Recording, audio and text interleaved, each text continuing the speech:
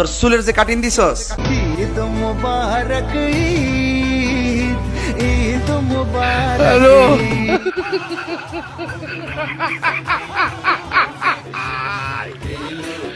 ওরা কেন তোর চুলের যে কাটিং দিছস